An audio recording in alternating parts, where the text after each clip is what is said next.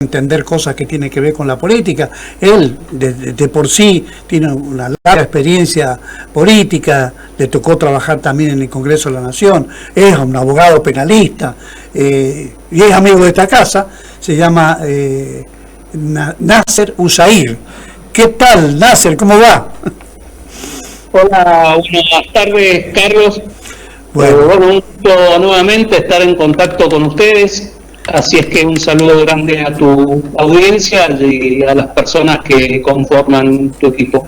Bueno, muchas gracias, Nasser. Qué importante que es analizar un poco esto que está viviendo la Argentina, lo que parecía que la corrupción estaba allá por el kirchnerismo, también estuvo con Menem, hijo de Alfonsín, donde vos militaste, porque lo que él y fue la caja PAN, y creo que ahí hubo una pequeña cosita, pero insignificante, un botoncito, pero después nunca más. Yo creo que es importante tomar a la gestión de Raúl Alfonsín para entender qué es lo que pasa ahora, ¿no es así, Nasser?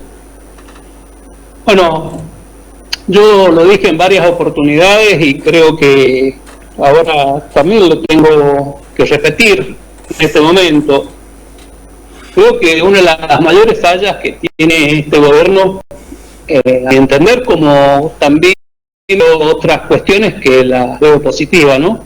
Sí. Es creer que la teoría economicista austriaca, de la escuela austriaca, se debe aplicar a ultranza en Argentina. Fíjate un detalle muy importante, la teoría que sigue Milei, la teoría básica austriaca económica, él sostiene que el Estado debe tener cero intervención en la vida del habitante de un país. Entiendo que es erróneo totalmente, más allá que mi pensamiento económico y político siempre ha sido liberal, ¿no? Claro. Lo liberal hay que entenderlo como moderado. Hay cuestiones básicas que se consideran hasta una cuestión esencial de Estado, y casualmente una de ellas es proteger a los más vulnerables en una sociedad, en un Estado, que son las personas carenciadas. Vos fijate que desde que llegó Milei al gobierno, ya desde diciembre, tenemos una suma, un porcentual importante que ha subido en cuanto a la pobreza. Nosotros en este momento tenemos un 50 y pico % de pobreza. No olvidemos que Alberto Fernández, el anterior presidente, dejó alrededor de un 40 de pobreza. ¿Qué quiere decir esto? Que con la aplicación de esta teoría económica o economicista austriaca, de la escuela austriaca, ha subido considerablemente en 6 meses casi, todavía no cumplimos 6 meses de este gobierno, o estamos por cumplirlo, ha sido desmedido el porcentual. Y tenemos, dentro de ese 50 y pico % de pobreza en el país, tenemos un 17,5% de indigencia, lo que también ese porcentual ha subido considerablemente. Lo que nos está indicando, sin perjuicio de consideraciones políticas y si nos gusta o no este presidente o si compartimos o no su idea, nos está indicando una realidad objetiva, que la teoría austriaca economicista no puede ser aplicada en Argentina. De hecho, en Austria no se aplica la teoría, fíjate vos. Claro. A pesar que viene de un pensador, filósofo, economista de ese país, ¿no? Por eso se le llama la escuela austriaca. Pero increíblemente en Austria no se aplica. Creo que hay cosas buenas, como por ejemplo todo lo que era un gasto innecesario en el Estado, eliminarlo, porque un Estado no puede ser un elefante gigante que cause déficit. Es muy importante eliminar todo aquello que no tiene razón de ser, que financie el Estado, como un montón de institutos y cuestiones que vos sabés han sido eliminados. Me parece bien, para sanear las cuentas del Estado. Pero ojo, no podemos caer en sumergir más en la pobreza a nuestro país, porque no solamente vamos a tener un problema de falta de alimentos para toda esta gente que está en esos porcentuales de pobreza e indigencia, sino también vamos a tener otro problema, hasta un problema cultural futuro, porque bien sabemos que una de las condiciones para que una persona pueda desarrollar su mente en plenitud y pueda avanzar en la vida e integrar futuramente un mercado laboral, porque ahora todo se habla del mercado laboral, de economía, es fundamental que su cerebro esté bien nutrido. Y la forma de nutrirlo, lógicamente, es con los alimentos adecuados. Entonces, estamos sumergiendo más a nuestro país en un país tercermundista, pero ya con índices que nos acercan a países muy pobres como Nicaragua y otros países más de Latinoamérica, ¿no? Claro. La propia Venezuela, Cuba, Haití. Bueno, Haití es tremendo. Y yo creo, Nasser, que, digamos, pasado por el tamiz de estas cosas buenas y malas, regulares y buenas, creo que es muy importante que se deje de perder tiempo. Los números de la pobreza son espeluznantes.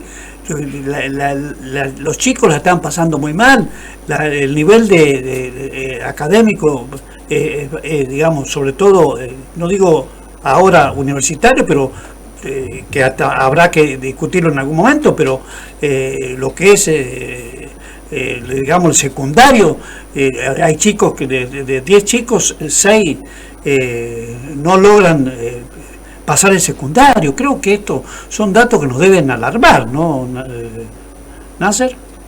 Bueno, vos fíjate que el presidente Milei está, como quien dice, obsesionado en mostrar a nivel mundial, y sobre todo el poder económico mundial, como que fue el Mesías que le hace falta a Argentina, ¿no? Sí.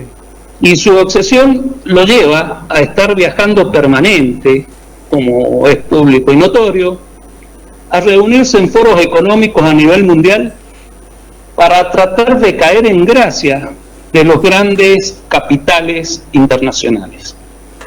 Ahora, yo te pregunto una cosa, ¿cómo vas a seducir, cómo vas a atraer a esos grandes capitales internacionales? ¿Qué crees, que lo vas a atraer viajando y sobándole, como se dice vulgarmente, el lomo en esos foros? De hecho, ahora estaba de viaje para reunirse con los poderosos del mundo. No, primero tenés que empezar por tu casa. Tu casa ya se llama Argentina. Tenés que ordenar, tenés que saber tener el disenso y el consenso sano con el resto de los poderes, como por ejemplo el poder legislativo. Vos fíjate que se llama hace unos meses a un gran pacto con la oposición, o un pacto político que se le quiso llamar 25 de mayo. ¿Bien? Creo que hemos pasado el 25 de mayo, ¿no? Sí, claro. Bien, ahora, ¿se hizo ese gran pacto político? No. ¿Se aprobó la ley bases que estaba en tratamiento ahora? No. Entonces, hay una falla de consenso que es inaceptable en un presidente que tiene el deber y la obligación de gobernar, y gobernar es casualmente consensuar. ¿Por qué? Porque de esa forma se sacan las herramientas fundamentales para sanear la economía de un país. Y mientras no haya consenso, y el consenso únicamente se obtiene negociando, sanamente, estoy hablando de negociando, claro, ciertas cuestiones que le van a hacer falta al país para despegar económicamente. Pero vos no podés tratar de negociar y tener consenso en un poder legislativo cuando los tratás de ladrones, inútiles, vagos. Creo que es muy equívoca la forma que tiene de gobernar el presidente Milei. Creo que así nunca vamos a lograr sacar esta Argentina y que despegue del tema económico. Hay una cuestión importantísima para mí, había una obsesión para que en abril la inflación sea de un dígito. ¿Cómo se logró que sea de un dígito? Y fácil, yo te voy a poner un ejemplo vulgar para que se entienda bien. Si yo tengo una familia que está compuesta por 4 miembros, por ejemplo, y esa familia me causa un gasto, supongamos, de 1 millón de pesos por mes, ¿no? Para atender a todas sus necesidades básicas, recreación y todo lo que conlleva el desarrollo de una familia. Y yo después le digo, bueno, esta familia está gastando 1 millón, yo desde el mes que viene voy a aportar 100.000 pesos. ¿Qué va a pasar? Al mes siguiente voy a tener un superávit en mis cuentas personales, familiares, de 900.000 pesos, ¿cierto? Claro. Bien, a costa, ¿cuál es el costo que tiene eso? Matar de hambre a mi familia, que no tenga más esparcimiento, que no tenga más desarrollo en su vida. Bueno, eso mismo es lo que se aplicó en el país. Por eso se logró el supuesto superávit fiscal. Bien. Y lógicamente, el dígito que ellos querían, que la inflación no supere un dígito como fue la inflación de abril que se publicó en mayo. Tal cual. ¿Y sabes por qué también se logró eso? Porque decidieron, por una cuestión de publicidad psicológica, le llamemos, ante la población, que si aplicaban el ajuste que tenían que aplicar en las tarifas, la inflación de abril no iba a dar un dígito, iba a mantenerse por arriba de un dígito. ¿Esto qué quiere decir? Superior al 10%. Ahora, nosotros en junio tenemos no solamente una cosa muy importante, eso que no se aplicó, el incremento de tarifas y servicios, se va a aplicar ya para junio, en cuyo caso el número de la inflación del dígito hay que ver cuál es el que va a surgir desde el momento. Esto ya va a estar reflejado en julio, ¿bien? En lo que publique el INDEC a partir de julio en cuanto a los índices de inflación. Creo que en ese caso van a llevar a que supere el dígito nuevamente. Claro. Fíjate que uno de los desaciertos que yo veo, nosotros en un país donde teóricamente festejamos a nivel internacional como la segunda o tercera reserva a nivel mundial de gas, que es vaca muerta, y también muy importante en reserva de petróleo.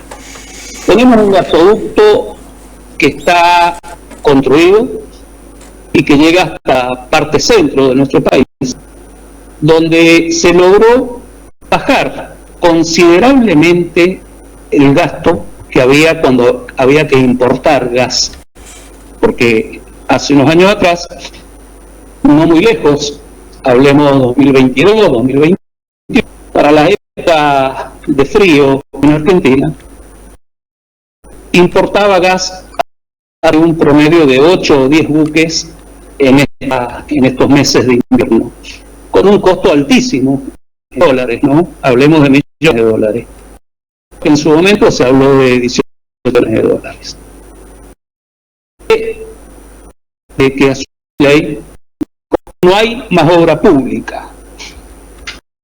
Creo que mi ley no entiende que tiene la responsabilidad de conducir a un puerto al Estado argentino, a la ciudadanía.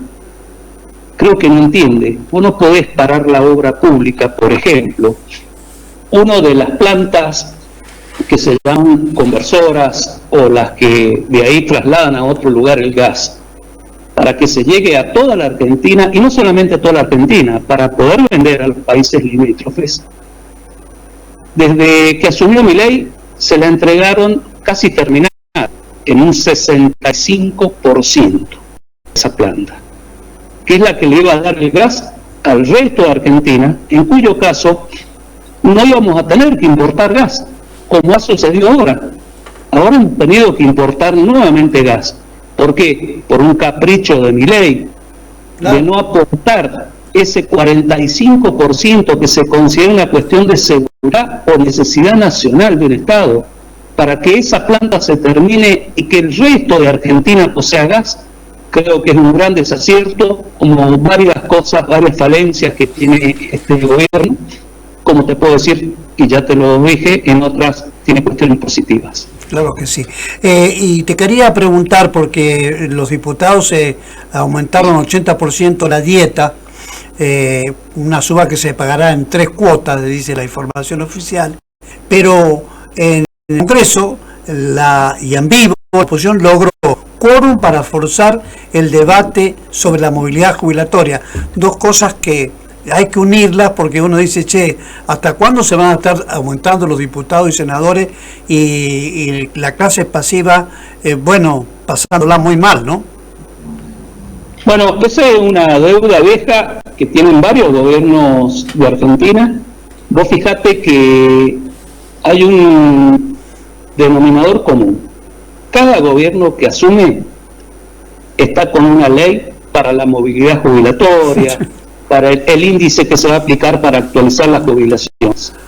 Yo creo que de una vez por todas se tienen que dejar de joder y trabajar seriamente. Las normas no necesitan estar modificándose en cada gobierno de turno que viene. Si vos, así como ya tenés determinado, por ejemplo, en resoluciones del Ministerio de Economía u otras leyes, cómo se va actualizando ciertas cuestiones con índices a través del tiempo, no necesitas estar manoseando permanentemente. ¿Sabes lo que sucede acá? Una cosa muy importante que muchos por ahí no lo entienden. ¿Por qué se necesita estar permanente retocando, diciendo vamos a aplicar tal índice, tal método de actualización de las jubilaciones?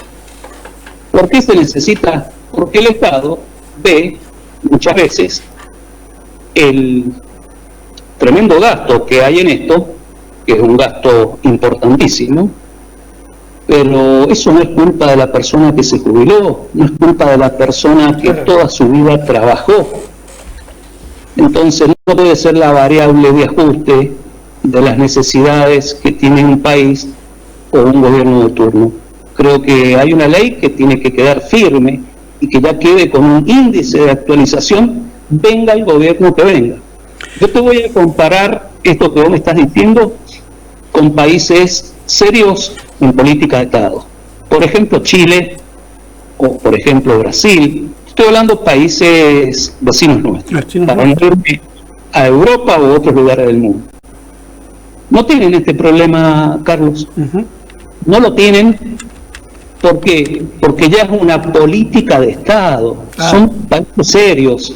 Venga el gobierno que venga después. Eso ya quedó y no se toca. Entonces, nosotros acá nos pasamos cambiando estas cuestiones y siempre termina perjudicado el jubilado, el tipo que se mató laburando toda una vida para tener, llámese, un retiro digno, y los gobiernos se lo convierten en indigno. Esa es la realidad de esto. Claro que más allá de esta cuestión, entiendo que tampoco hay un mensaje directo de la cabeza de un país como es Milei en este momento. Vos te referís al aumento de los diputados. ¿Sabés lo que sucede? Que vos no podés un día decir una cosa y al otro día decir otra. Porque eso es ir en contra de lo que dijiste y eso te convierte en un poco serio. Milei cuando asumió dijo que venía a luchar contra la casta. Y la casta, casualmente, es todo aquello que causa gastos innecesarios en el Estado o que los gastos que tiene un Estado no son acorde a las necesidades del país. ¿Y por qué te digo esto? Porque Milei, cuando asumió con su bandera de luchar contra la casta, lo que menos hizo es luchar contra la casta. Vos fijate un detalle importante. A los meses de haber asumido, su hermana, por ejemplo, se dio a conocer que tenía un sueldo superior a los 3 millones de pesos. ¿No? Y que hubo un aumento importantísimo a todos los que encabezan el Poder Ejecutivo, ministros, secretarios con rango importante de Estado. Entonces, yo te pregunto, si vos, y luego salió a a dar a entender y echó a uno de su gabinete diciendo que él no había tenido conocimiento de eso. ¿Cómo vos no tenés conocimiento de lo que estás cobrando? Es más, dijo, no sé lo que cobro como presidente. No, por supuesto que sí lo sabe. Y te voy a dar un dato muy importante, ¿bien?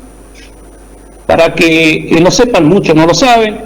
Yo, como vos decís, he estado en el Congreso de la Nación desde muy joven. Sí, sí, claro. Tenía contacto permanente. Entrar a la presidencia, a la Casa Rosada, para mí era como entrar a mi casa ya con 16 años, fíjate lo que te digo. Bravo.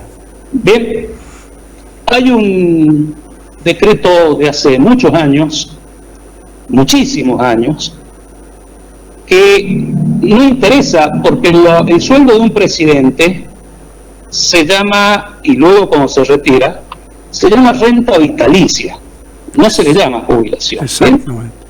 Y con esa renta vitalicia es lo mismo que cobra estando en ejercicio, más allá que se haya retirado, con un montón de beneficios más que no interesan en este momento. Pero hay una cosa importantísima.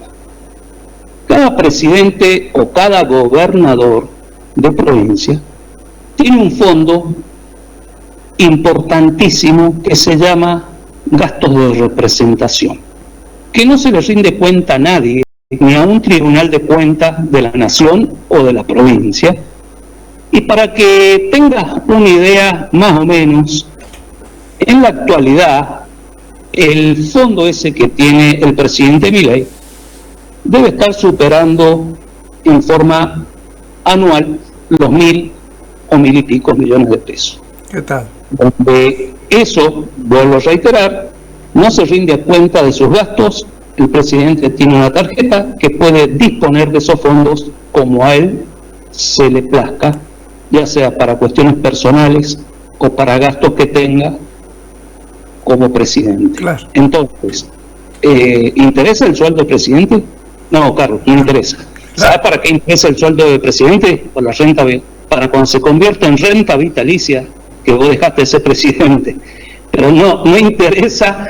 Entonces, luchar contra la casta hubiese sido derogar esa ley que le otorga esos fondos reservados a un presidente o a un gobernador. Eso es luchar contra la casta. Claro. Luchar contra la casta es no haberse aumentado los sueldos como se lo aumentó el Poder Ejecutivo Nacional y dar de esa forma el ejemplo, y a través, como les gusta, esos decretos de necesidad de urgencia, a través de un decreto de necesidad de urgencia, llamar a un consenso y llamar a la reflexión al resto de los poderes del Estado, incluido el Poder Judicial y el Poder Legislativo, donde no pueden aumentarse los sueldos por la catástrofe económica que está viviendo nuestro país. Eso es dar el ejemplo, pero lo tenés que dar haciéndolo primero. Claro. No podés aumentarte y luego ir a decirle caraduras a los diputados y senadores por haberse llevado su dieta, que también se llama dieta, no se llama sueldo, en el tema del Poder Legislativo, a 7 millones de pesos, que obviamente es más, no es 7 millones de pesos. 7 millones de pesos es lo que está blanqueado, ¿bien? Exactamente. Porque también tenés gastos reservados que se te pagan aparte como legislador. Entonces, creo que hay que ser serio en el discurso y en el mensaje que se dirige a una población y demostrarlo con hechos concretos, no ser amables. El doctor Hugo Usair con nosotros, abogado, amigo y por supuesto lo suficientemente informado para que estos datos los escuchen quien tiene que escuchar, y naturalmente dentro de los fondos reservados van también seguramente en esa liquidación fantasma, ¿no es cierto? Va también un que se llama por desarraigo, un ítem que lo cobran los diputados y senadores nacionales. Así que, Hugo, Nasser, muchísimas gracias por estos minutos. No, gracias a ustedes, y para mí siempre es un placer poder participar y compartir estas cuestiones importantísimas para nuestra sociedad, para nuestro país, desde el disenso o el consenso, claro, porque todos no pensamos iguales, ¿no? Pero sí debemos tener un objetivo en común, que el país despegue de una vez. Por todas, claro. Libertad, como quieran llamarle, porque nadie está privado de libertad en este país. Claro. Entonces por ahí se usa mal el término libertad, ¿no? Sí. Pero sí que despeguemos económicamente y que tengamos una mejor calidad de vida. Pero eso, como lo dije, se hace con seriedad, transparencia y con un mensaje único, no dando distintos mensajes y haciendo todo al revés de lo que uno está diciendo a la población. Un abrazo, Nasser. Igualmente para ustedes. Bueno, con nosotros el abogado Nasser Hussair, bueno, con un montón de títulos para que usted a través de Radio Alas y Cadena Vida, 101.7 y 95.3, tengan, digamos, la información, pero también el análisis que hace falta siempre en un país que necesita, sobre todo, como dice Hussair, la suficiente seriedad como para encontrar el rumbo que necesitan los argentinos. El 60% de pobres y 10% de indigentes se lo están reclamando minuto a minuto. Por la atención dispensada.